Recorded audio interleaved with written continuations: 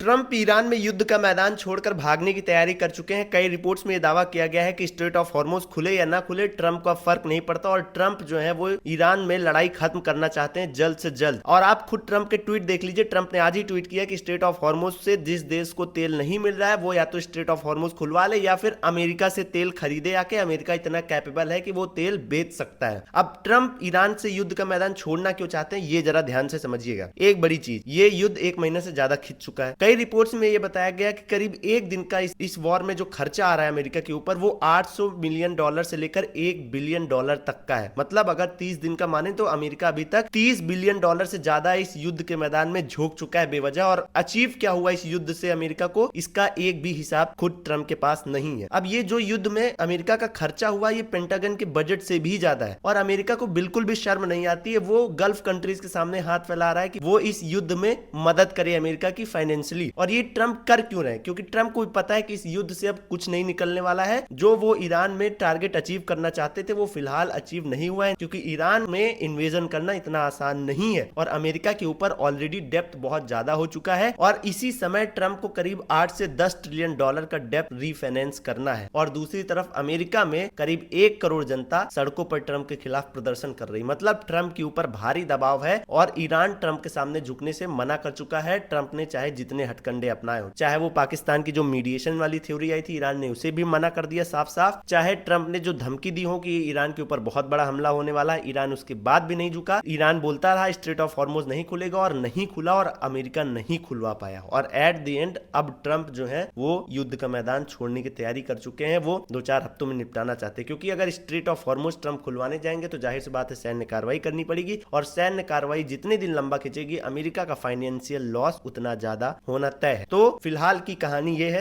बाकी इसके लिए हो सकता है प्रेस कॉन्फ्रेंस आपको जल्दी देखने को मिल सकती है अगर ट्रंप का दिमाग ना बदला तो, क्योंकि ट्रंप का दिमाग पल पल बदलता है। जब तक दुनिया कुछ समझ पाती है तब तक अगला उनका कुछ स्टेप आ जाता है। और ये इसलिए हो रहा है क्योंकि ईरान के साथ युद्ध में ट्रंप बिना किसी स्ट्रेटेजी के साथ कूदे थे और ट्रंप का टारगेट नहीं फिक्स था कि वहां पर अचीव क्या करना है। और इजराइल ने जो अमेरिका के कंधे पर रख के बंदूक चलाई है, मजा सिर्फ वही मार रहा है। ट्रंप इस पूरे युद्ध में बुरे फंसे और अमेरिका की गजब फजीहत कराई। बाकी आपका क्या ओपिनियन है, कमेंट बताइए।